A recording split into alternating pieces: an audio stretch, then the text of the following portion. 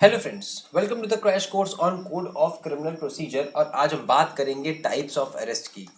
इसके पहले वाले वीडियो में हमने अरेस्ट क्या होता है, अरेस्ट क्यों किया जाता है और अरेस्ट और कस्टडी के बीच का डिफरेंस हमने समझा था। और आज हम अरेस्ट कितने तरीके का होता है ये देखेंगे। इसको देखते हुए हम सेक्शन 41 से लेकर 44 को पढ़ेंगे और साथ में पढ़ेंगे section 151। Code of criminal procedure को अच्छे से पढ़ने के लिए हमने इसको 3 पार्ट्स में डिवाइड किया है: pre trial procedures, trial procedures and post trial procedures. और प्री ट्रायल प्रोसीजर्स में अभी हम पढ़ रहे हैं steps to ensure presence of accused. एक एक्यूज्ड को कोर्ट में लाने के लिए, कोर्ट में उसकी प्रेजेंस रहे, इसको इंश्योर करने के लिए कुछ तरीके दिए गए हैं हमारे कोर्ट में। जैसे कि समन भेज सकते हैं उसको अरेस्ट कर सकते हैं, प्रोक्लेमेशन इशू कर सकते हैं, अटैचमेंट कर सकते हैं उसकी प्रॉपर्टी का, और बॉन्ड्स उससे साइन करा सकते हैं। हमने समन्स पढ़ लिया है, हमने अरेस्ट क्या होता है ये भी देख लिया है। और आज हम पढ़ेंगे टाइप्स ऑफ अरेस्ट को, arrest with warrant and arrest without warrant को। ओके, तो आइए शुरू करते हैं। तो देखिए, अरेस्ट विद वारंट क्या होता है।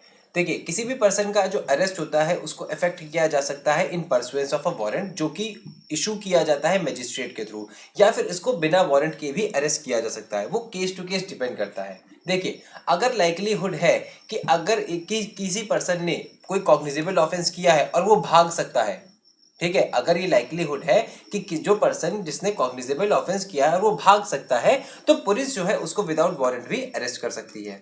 लेकिन अगर किसी पर्सन ने कोई नॉन कॉग्निजेबल ऑफेंस किया है तो उस केस में पुलिस उसको इस तभी पकड़ेगी जब उसके पास एक वारंट ऑफ अरेस्ट होगा, जो कि मजिस्ट्रेट इशू करता है। ओके, वारंट ऑफ अरेस्ट होता क्या है? ये एक रिटन ऑर्डर होता है जो कि साइन किया गया होता है मजिस्ट्रेट के द्वारा, ठीक है, और एक पुलिस ऑफिसर को एड्रेस किया जाता है कि आप जाके एक पर्सन को पकड़ के लाइए, ठीक है, और some other person specially name commanding him to arrest the body of the accused named in it. ठीक है, तो क्या होता है, वारंट एक तरीके का कागज होता है, इसके ऊपर सारे चार्जेस लिखे हुए होते हैं, जो ऑफेंस किया गया है उसके बारे में डिटेल्स लिखी हुई होती है, डेट टाइम प्लेस लिखा हुआ होता है, ठीक है, और ये वारंट दिखा के आप एक्यूज को पकड़ के ला सकते हो अपनी कस्टडी में। कौन लेके आता है? पुलिस ऑफिसर लेके आएगा, या फिर कोई अदर पर्सन जिसको मजिस्ट्रेट जो है एम्पावर करता है। ठीक है, तो ये तो हुआ arrest with warrant. Arrest with warrant मतलब वारंट के परसुएंस में किसी को अरेस्ट करना। दूसरा आता है हमारा अरेस्ट विदाउट वारंट, मतलब बिना वारंट के ही अरेस्ट कर लेना। तो देखिए, अगर हम कभी किसी को बिना वारंट अरेस्ट करते हैं तो कहने का यही मतलब है, ये साफ साफ हमको खुद ही समझ में आएगा कि उसने कोई ना कोई बहुत ही बड़ा क्राइम किया होगा, इसीलिए उसको हम विदाउट वारंट अरेस्ट करे ले रहे हैं। कोई संगीन जुर्म किया होगा, संगीन जुर्म मतलब कोई कॉग्निजेबल क्राइम किया होगा। तो पुलिस जो है, जब किसी एक्यूज ने कोई कॉग्निजेबल क्राइम किया होता है तो उसके पास पावर होती है कि वो तुरंत प्रोसीड करे और वो एक्यूज को पकड़ ले, चाहे उसके पास वारंट हो या ना हो। ठीक है, दिस में also be done even in the case of less serious offence. ये लेस सीरियस ऑफेंस के केस में भी होता है, जैसे कि नॉन कॉग्निजेबल ऑफेंस के केस में भी किया जा सकता है।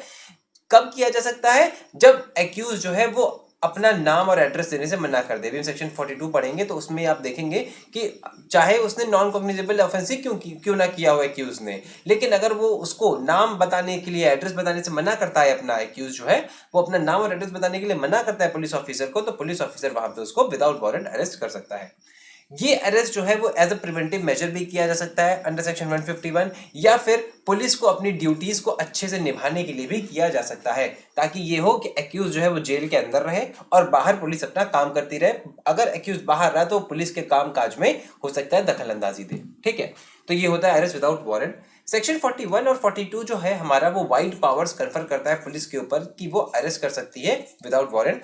और सेक्शन 43, 44, 45 नहीं, सेक्शन 43 एंड 44 बात करता है कि बात करता है उन लोगों की जो अरेस्ट कर सकते हैं without warrant apart from police officers. Police officer के अलावा वो पर्सन जो कि अरेस्ट कर सकते हैं किसी भी एक्यूज को विदाउट वारंट, वो तो वो 43 एंड 44 में मेंशन्ड है। ठीक है, तो सबसे पहले हम बात करेंगे सेक्शन 41 की।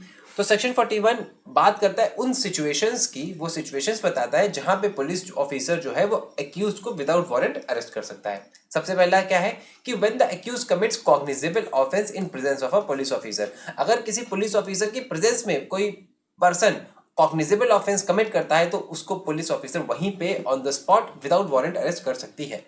दूसरा, जब कोई पर्सन, किसी भी पर्सन के खिलाफ एक रीजनेबल कंप्लेंट हुई हो, या फिर कोई क्रेडिबल इंफॉर्मेशन रिसीव हुई हो, या रीजनेबल सस्पिशन एग्जिस्ट करता हो कि उसने कोई कॉग्निजेबल ऑफेंस किया है 7 साल की सजा तक या उससे कम वाला, ठीक है, कोई ऐसा ऑफेंस जिसकी सजा 7 साल तक हो या फिर उससे कम हो, तो अगर पुलिस ऑफिसर को ये सच में लगता है कि उसने ये ऑफेंस किया है, ठीक है, तो वो उसको पकड़ के ला सकता है, ठीक है। या फिर पुलिस ऑफिसर तब पकड़ के उस पर्सन को ला सकता है जब उसे ये लग रहा हो कि वो कोई और ऑफेंस कर सकता है, या फिर उसको पकड़ के ले आएंगे तो प्रॉपर इन्वेस्टिगेशन हो पाएगा केस का, या फिर अगर उस पर्सन को नहीं पकड़ के लेके आए तो वो जो बाहर अगर वो रहा तो वो एविडेंसेस के साथ जो है टैपरिंग कर सकता है, या फिर जो है एविडेंस को डिसअपियर भी कर सकता है, ठीक है। या फिर अगर वो बाहर रहा तो जो विटनेसेस हैं, ठीक है, उनको वो इंड्यूसमेंट, थ्रेट या प्रॉमिस दे सकता है और उनको डरा धमका के जो है डिस्टॉर्ट कर सकता है फैक्ट्स को, या फिर केस में आने से रोक सकता है।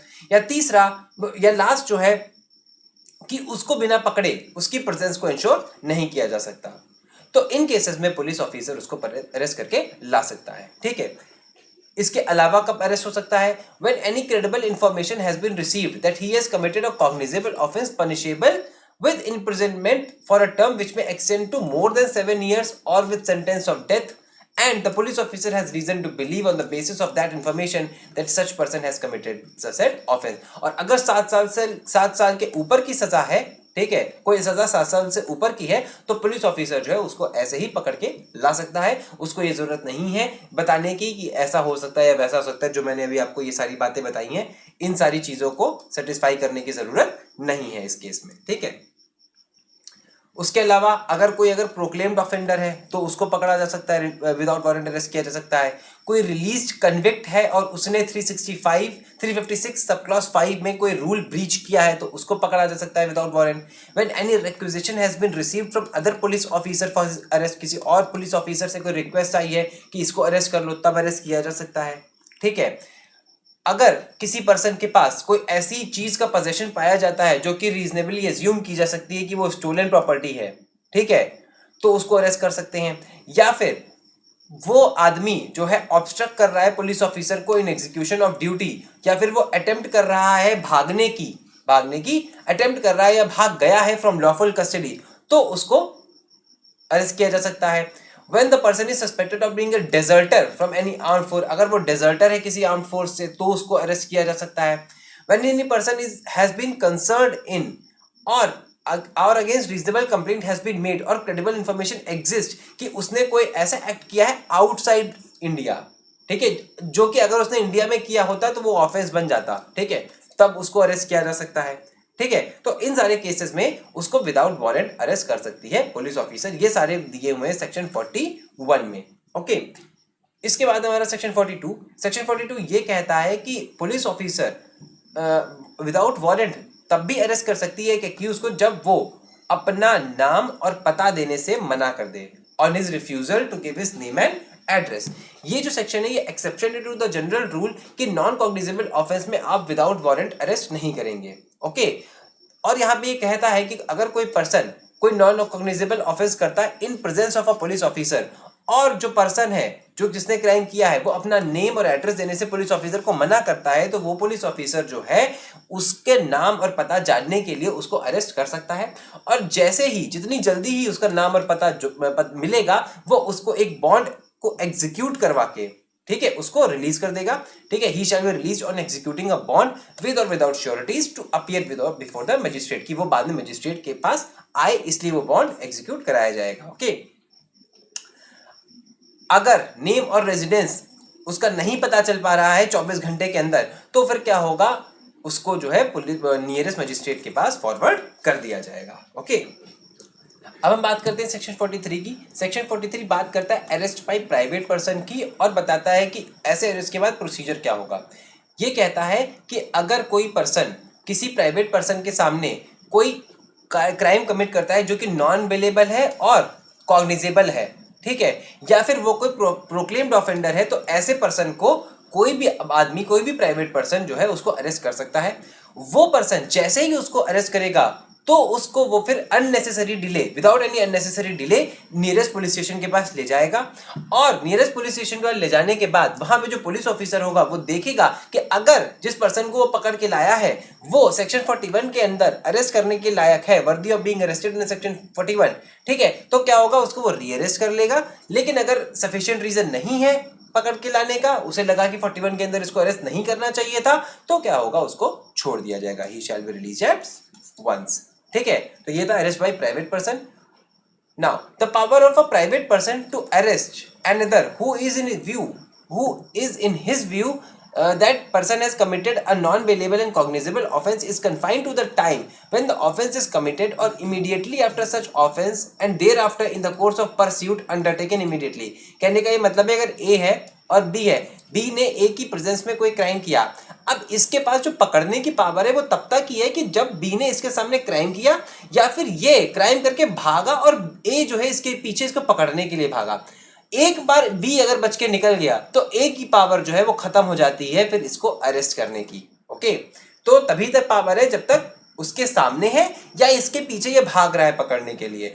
एक बार ये चला गया तो ये नहीं होगा कि बाद में ए को मान लो इस बी की पोजीशन पता चलती तो ए चलेगा वहां पे अरेस्ट करने के लिए बी को, तो ऐसा नहीं है। ठीक है, ओके, तो ये था हमारा सेक्शन 43। हम बात करते हैं सेक्शन 44 की। सेक्शन 44 ये कहता है कि कोई भी मजिस्ट्रेट, चाहे वो जुडिशियल हो या एग्जीक्यूटिव हो, वो या तो खुद अरेस्ट कर सकता है या किसी दूसरे पर्सन से अरेस्ट करवा सकता है किसी पर्सन को दो सर्कमस्टांसेस में। पहला, जब उसके सामने कोई कॉग्निजेबल या नॉन कॉग्निजेबल, बेलेबल या नॉन बेलेबल क्राइम कमिट किया हो उसके लोकल जुरिस्डिक्शन में, या फिर he is competent to issue a warrant of arrest at the time and the circumstances and accused is presented before him in his local jurisdiction though the offense is not committed in his presence। भले चाहे offence उसकी presence में commit हुआ हो या ना हुआ हो। ओके, अब एक केस था शैलजानंद पांडे वर्सेस सुरेश चंद्रा। यहाँ पे ये बोला गया था कि इस सेक्शन में जो मजिस्ट्रेट की पावर है वो एडमिनिस्ट्रेटिव और एग्जीक्यूटिव पावर है, ना कि जुडिशियल पावर है। ओके, इस पावर को क्या बोला गया था, एडमिनिस्ट्रेटिव और एग्जीक्यूटिव पावर बोला गया था, जुडिशियल पावर नहीं बोला गया था। इस पॉइंट को रिमेंबर करिएगा, हो सकता है एग्जाम में